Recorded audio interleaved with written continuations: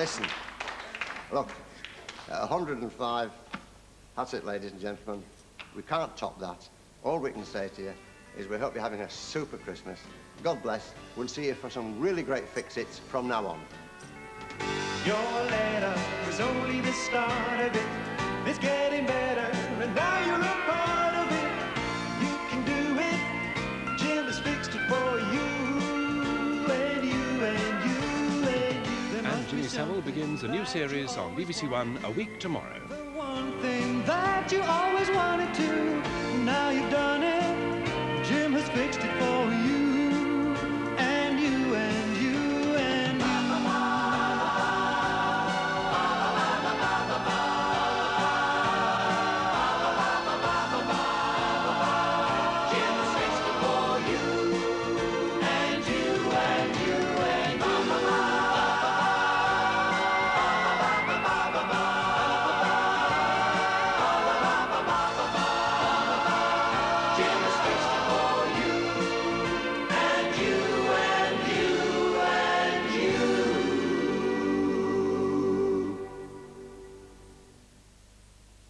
On BBC2 in 10 minutes, the Queen's Christmas message is being shown again with subtitles for the hard of hearing. And on 1 after the news, Paul Daniels' Magical Christmas. It's 6:25.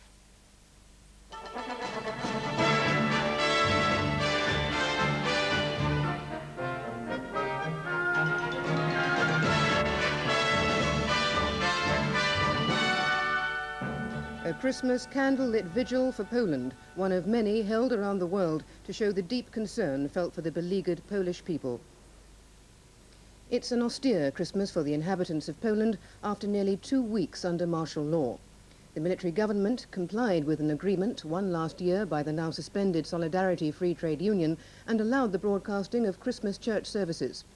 In his message, the Polish Archbishop, Joseph Glemp, said he shared the anxieties, fear and pain of Polish families, and he shared a fundamental wish for an end to martial law. The military leader, General Jaruzelski, in a surprisingly conciliatory broadcast, had sought to assure his listeners that martial law would not remain in force any longer than was necessary.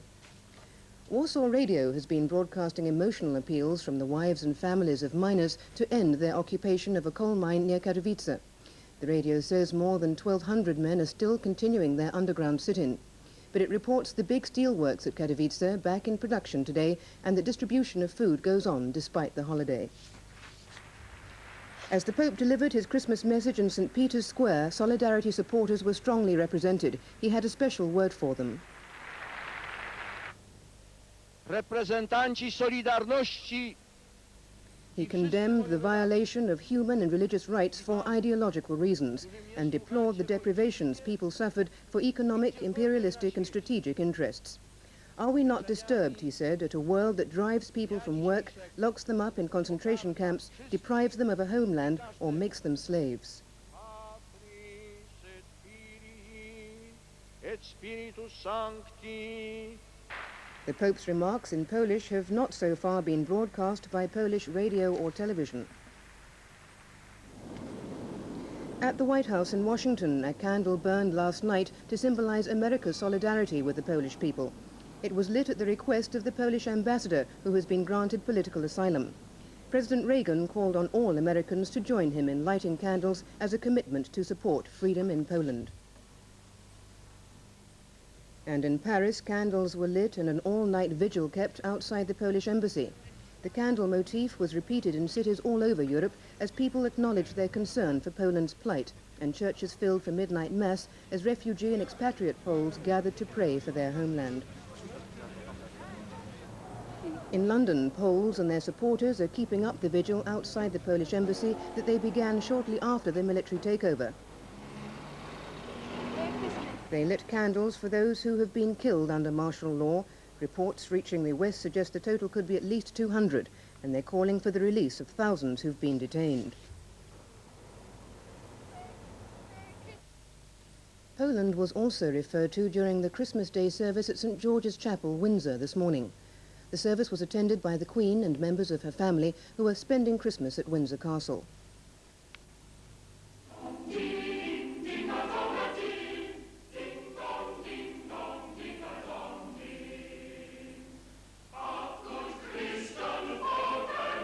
Before the blessing, the Dean of Windsor asked the congregation to remember the people of Poland.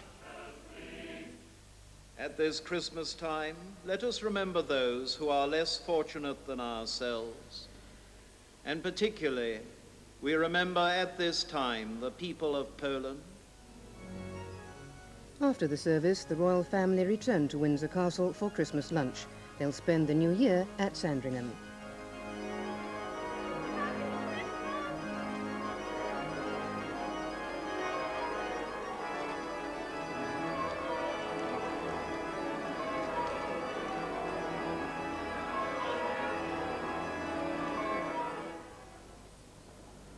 The Queen, in her Christmas broadcast, spoke of the importance of moral courage. This, the International Year of the Disabled, had focused attention on their problems and their courage. But we must all have the courage of our convictions. It is not only the disabled who are showing day-to-day perseverance and courage.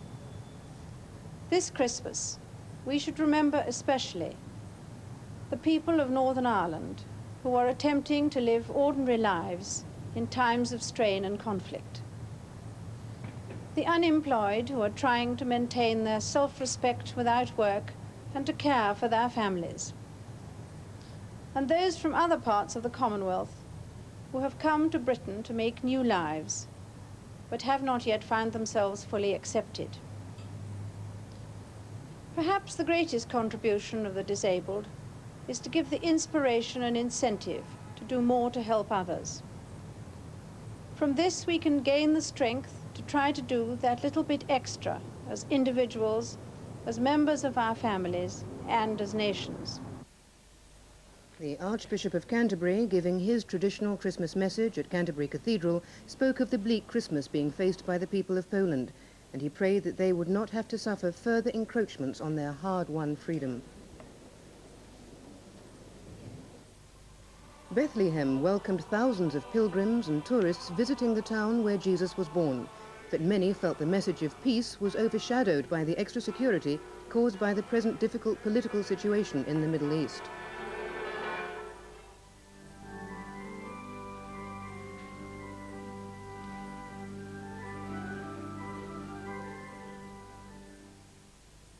At home, the Roman Catholic Archbishop, Cardinal Hume, has been taking the Christmas message into prison. He spent part of the afternoon visiting inmates and staff at Wormwood Scrubs in London, where about a quarter of the 1,300 men are Catholics. Cardinal Hume went around the hospital and top security wing at the jail, where conditions are so crowded that prisoners are sometimes 3 to a cell. But he said he found the men in good form and praised the dedication of the staff. The Archbishop is the only visitor the prisoners will see over Christmas. Family visits at all prisons have been banned until Monday.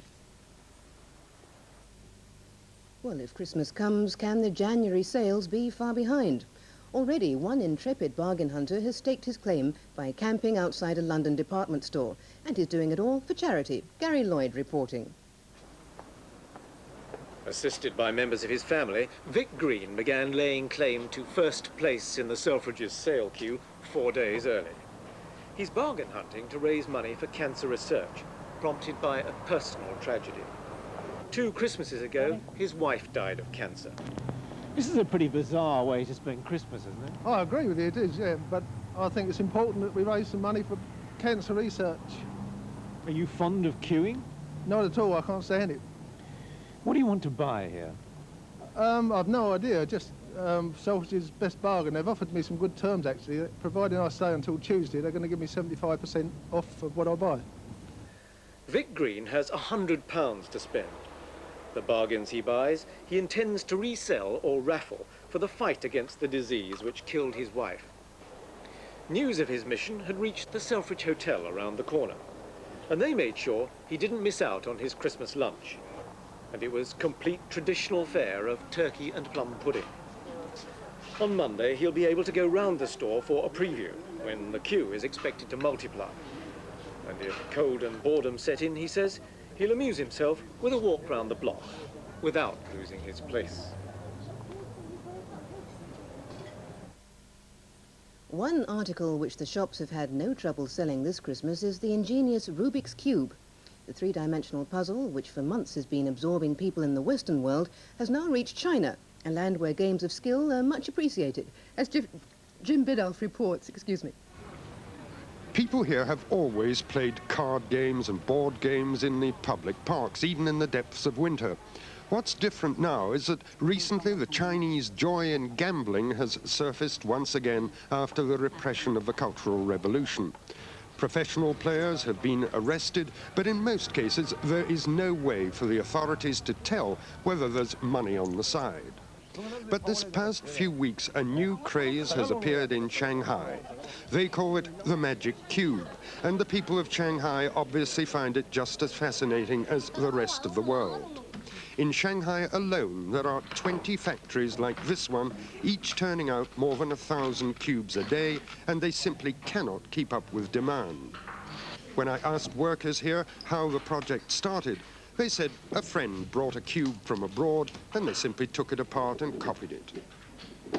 Despite all that production, the Magic Cube is still something of a curiosity, even here in Shanghai.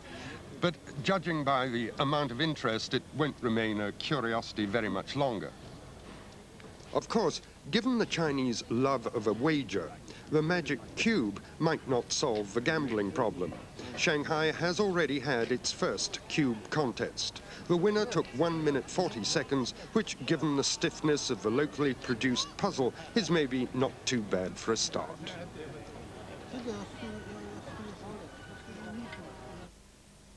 Although most of the country is having a white Christmas, very little fresh snow fell today. This is good news for the bookmakers, who stand to lose more than £600,000 if just one flake of snow falls on the London Weather Centre before midnight. Snow and ice have taken their toll of Boxing Day sporting fixtures, with all rugby league off and only one surviving race meeting at Newton Abbot. All football in Scotland has been cancelled, and the pools panel will have to sit for the third Saturday in a row. The only English League games still on are at Coventry and Liverpool in Division 1, morning matches at Charlton and Queen's Park Rangers, as well as an afternoon match at Oldham in Division 2, at Bristol City, Fulham, Newport, Plymouth, Portsmouth and Walsall in Division 3, and at Aldershot and Bournemouth in Division 4. Christmas is traditionally a time for toasting absent friends and thinking of those who can't be with us over the holiday period. So, as we're here in the newsroom, wish you all the best, let's spare a thought for England's Test cricketers spending their Christmas in India. Today is a rest day in the third Test in Delhi, so the players relaxed at a fancy dress party. Michael Blakey reporting. The theme was supposed to be My Hero, but with the shortage of fancy dress shops in Delhi, not everybody managed to keep to the idea. It came as some surprise to Jeff Boycott to learn that he was the hero of Ian Botham. But with a new record under his belt, he didn't take offence. Jeff, the theme of the party is My Hero. You obviously are...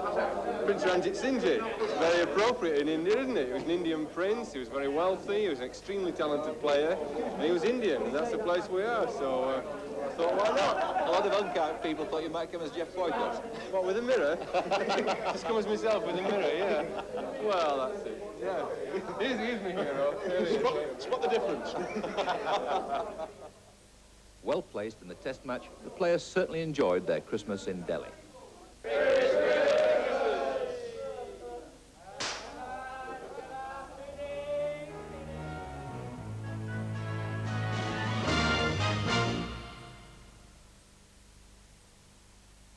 Evening to you. Well, Christmas turned out to be a crisp but quite cold day, and dry everywhere though, and fairly bright, a few fog patches about. That's all changing now, and it's all changing thanks to this Atlantic chart that you can see here. This depression out in the west is swirling its way just a little bit closer to the country, and will all wind up in these milder southerlies, but the fronts here will bring some rain along, although that rain is going to be run ahead by snow. As most of our mothers used to say, it's got to become worse before it gets better. So looking first of all at tonight's weather, the rain has already got into the Republic of Ireland, and it won't be very long before some rain or sleet turns up in southwest England and North Wales there, and before the night is through it'll get on Northern Ireland, it'll get into Wales, and in Wales, especially on the mountains, It's going to turn up as snow, a fair bit of snow there before it turns off to rain. Over the rest of the country, it's fog and frost that we've got to watch out for, so if you're travelling tonight, watch out for that.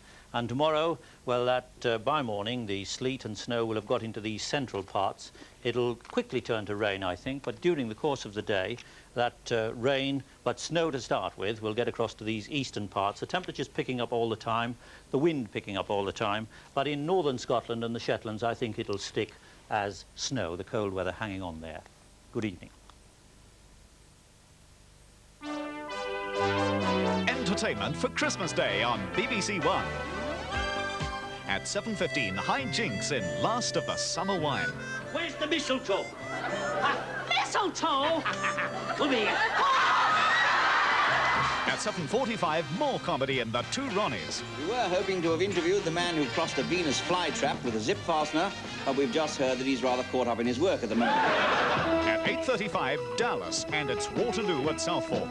I have the witnesses and the depositions to prove that you're a tramp, a drunk, and an unfit mother. At 9:25, Loophole, film drama starring Albert Finney. The pressure alarm inside the vault. You say it'll blow the second we walk in. That's right. Then what's the point if the police are swarming all over the place? At 11:15, Parkinson on Comedy, a compilation of comedians. On politics, I mean, did you have any political ambition yourself? No, I've been asked to a couple of times, but the money's not right. At 12:15, Christmas night with the Spinners. Entertainment for Christmas night on BBC1. Jesus Christ is born. Now on BBC1, prepare to enjoy a magical Christmas, conjured up by Paul Daniels.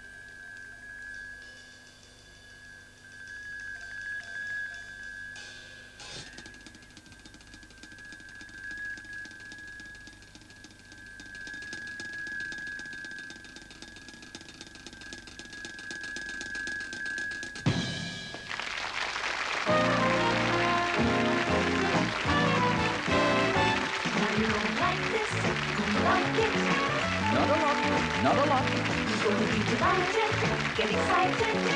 Maybe, but not a lot. You're going to see a whole lot of magic. Look at this trick and that trick. And when he says it's not a lot, you'll agree it's such a lot. He's the man who excels, Paul Daniels.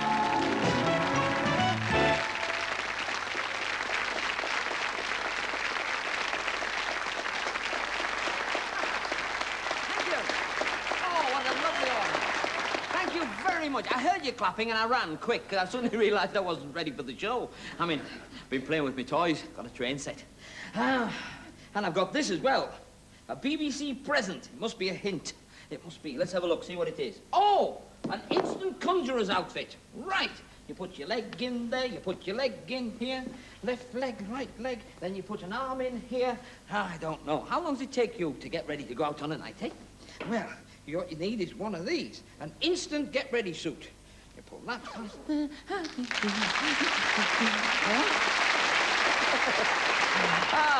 that's me ready for Christmas Day. And I hope you've had a very good Christmas Day. Actually, the BBC have given me an excellent audience here tonight. They're from all over the place. And instead of just having one jury, like we normally have on the shows, just for this effect and for some of the others, we've got two juries. Now, you're on the sides there, and you are there to watch that we don't cheat. Well, not a lot. Well, Christmas Day is almost over. What have you been up to? Opening the prezzies, and then having the dinner, and then sitting there thinking, Easter will be here soon. And then after that, we're going on our holidays. Where do you go for your holidays? I go to America, and I went there a couple of years ago to a place called Las Vegas. Have you ever been? Fascinating. All gambling. Not that I gambled, not after this. You see, what they do is they give you these little cup things. And the idea is you get your money out of your pocket, you see, and you put it in the machine, you pull the handle, put the cup under, and wait for the money to pour in. Never happens. Never. Not with me, anyway. So what I want to show you is that... Oh, just imagine, by the way, that these are fruit machines that are whizzing round and round and round in there. The reels spin like crazy. And when they're on the sort of row in front of you, you can tell instantly. You look at them and say, oh, yes, I've lost. It's not a good sight. No, no, no. I walked up to one of these machines. So imagine that's a machine. I put some money in, pulled the handle, stood back, watched it whir around, and what had I got? Look, strawberries. Now, you don't win with strawberries, but that's why they call it a fruit machine, of course. But you don't win with strawberries. Little fellow over here, he was good. He walked up like that, and he put his money in, and he pulled the handle, and he went round and round and round. And what had he got? Look at that, oranges. Now, you don't win with oranges. It's no good having an orange. No. On the other end, there was a big fella on the row, and he walked up, he went into his pocket, he got some money out, you see. Show off he was. Flipped the coin in, pulled the handle. Brrr, stop, he'd won. He'd got lemons. Now, lemons apparently pay out. Lemons pay out. They really do. So, let's get rid of that. Now you know the rules, OK? Oranges don't pay out, strawberries don't pay out, lemons pay out. Now, that took me some time to learn. I'll tell you how I learned it. You see, I put some more money in the machine, went into the machine like this, and I got some money out, and I put it in, and I pulled the handle like that, and blow me down, look at that, oranges. Now, you can't win with oranges, I've told you that. That's no good at all. So, we put that there, and that's out the way. Right, now, went to this machine here, you see, and this little fella's still standing there looking at it, and he's thinking, should I put any more money in? Because you remember what he got last time. He put his money in, he pulled the handle, what did he got? Bananas. Bananas! It was driving him bananas.